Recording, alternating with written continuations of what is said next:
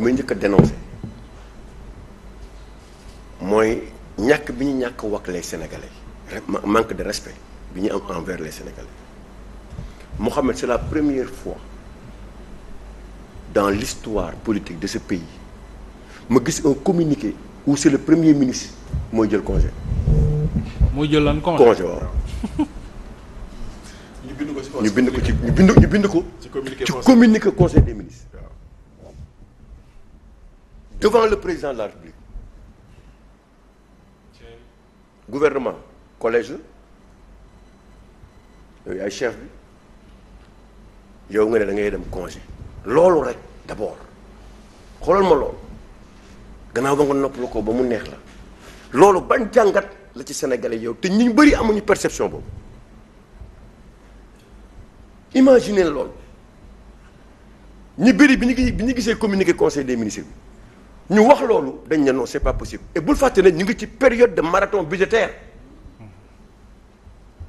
ils sont en commission les députés pour waxtaanee budget bi ni ñu koy mettre en place pour 2026 pour les Sénégalais yow le premier ministre nga ne da ngay noppalu ko ci noppalu ko boo xamante ni ne bu nga commencé jeudi suba da nga war a dem rencontrer say nit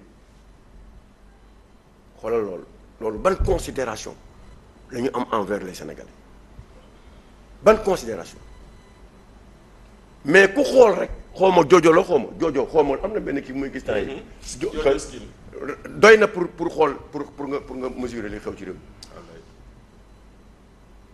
ces milliers de jeunes qui se sont déplacés pour 10 postes 10 la fukki postes la doon jël. 10 postes bi da ngeen ko fàtte. Baos bi da ngeen ko fàtte. non attends moom fukki nit la doon jël. Il y a eu des milliers de personnes. jooju Baos bi 300 personnes lañ doon jël. Il y a eu des milliers de personnes. ñu ne recrutement enseignants 2000 enseignants il y a eu 147 000 demandes. loolu boo ko gisee ci réew mi. Omar waaw. est-ce que lii nga tal nii di nga ko tal ak yow tout le discours qu'ils ont eu à tenir avant ñu accéder au pouvoir. da nga bëgg wax ça doit leur interpeller. mais bien par sûr rapport ak li xew. mais bien sûr. donc les priorités sont ailleurs. mais tu as vu le premier ministre ce qu'il a fait bal nga ko gis muy taxaw di dóor loolu lan lay signifier yor balam di tël devant ces des millions de Sénégalais qui sont dans la souffrance nga taxaw nekk ci opposition ñu taxaw ne kii mooy suñu yaakaar kii mooy suñu espoir pour relever le défi dans ce pays amoo looy def fi réew mi toll ngay na nga yor bal di tël xoolal image boobu rek dama lay wax rek ay image xoolal image boobu tey ban xeetu image la tey fi Sénégalais yi toll. très bien. ban xeetu image la maintenant ñaxtu bi la moo ko indi. mooy ñaxtu bi c'est national et international. ce n'est ni les partis politiques ni ceux qui prétendent être président c'est le peuple sénégalais dans sa grande majorité ñoo taxaw am loo leen dig jëfoo ko ñu taxaw di ko ñaxtu.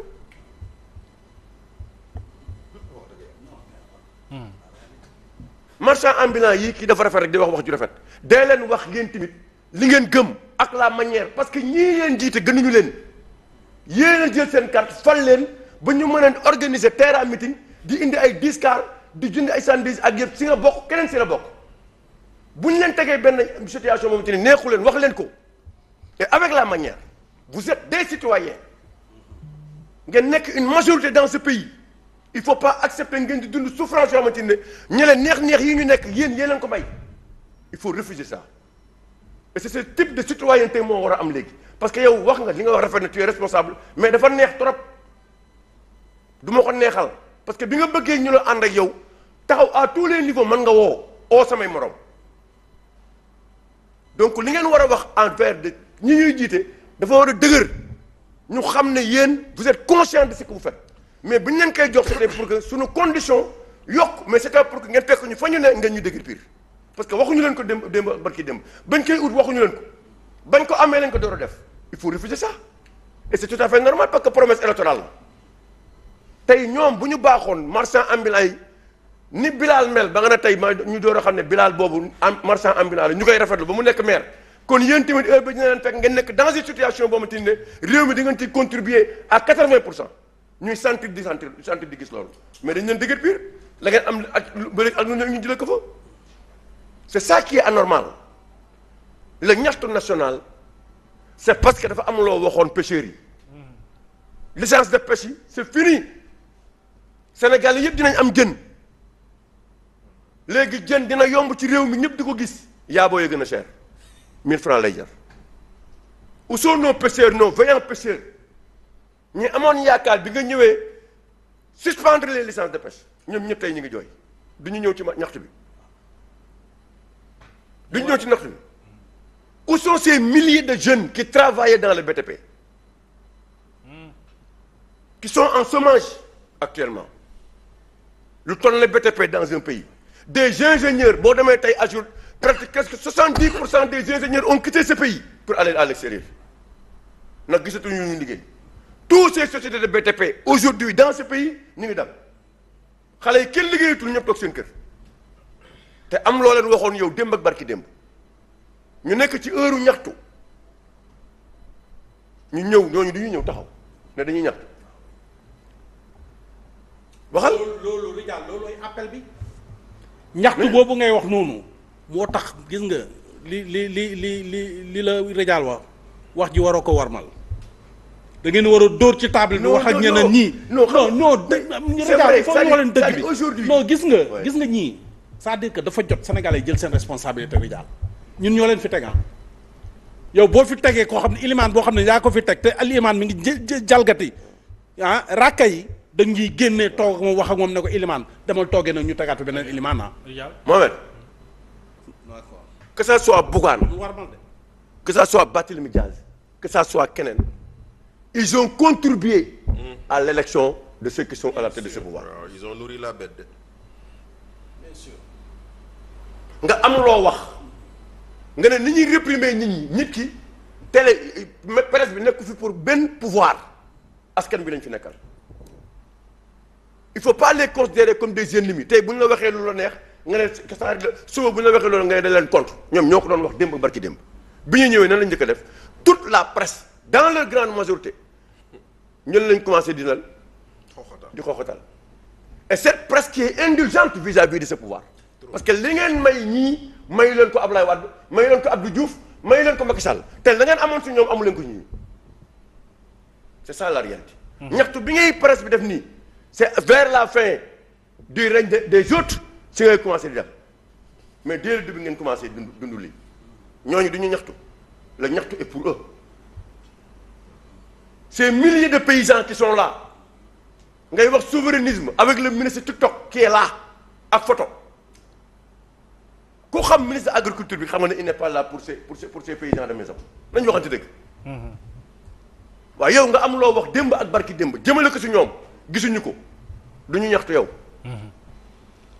du ñu ñaxtu nga ñëw taxaw les Sénégalais de l'extérieur nga leen bu ñu gañee yéen ñëpp di ngeen ñëw si réew mi damay def appel à candidature fàtte nga ko tey tous ces jeunes amoo sax waxatuma loolu mais la ñu am mu bëri mu néew nga bëgg leen jël pour ñu dugg si biir réew mi te am loo leen waxoon ñooñu boo demee ba wax te gisuñu la nga waxoon du ñu ñaxtu est-ce que du ñu ñaxtu la nga waxoon tey ci courant bi que damay wàññi lépp Sénégalais yi ku ne fa nga toog yow xam nga ne tey ñii li ñuy organiser nii boo xoolee en conscience bu fekkee ne faroo yàlla rek tax intérêt réew mi tax yow boo toogee sa kër xam nga ba xam da nga war a dem foofu wala war a fa dem nañu waxante dëgg nañu waxante dëgg amul benn Sénégalais boo xëyee fii si réew mi nga am yaakaar tous les prix yokk nañ ko plus les taxes maintenant taxes yi kenn xamul nu mu toll Sénégal yi di souffrir à tous les niveaux nga war a xool noo relever défi bi nga ñëw taxaw ne da ngay dem fële di ndaw rabin. très bien. di ndaw rabin tey ñoom gàcce lañ teg askan bi bu démb doon tey li sunu maam yi ak papa yi daan wax xale doo ko bàyyi mu jiite réew mi ñii ñu ngi am dëgg si ñun.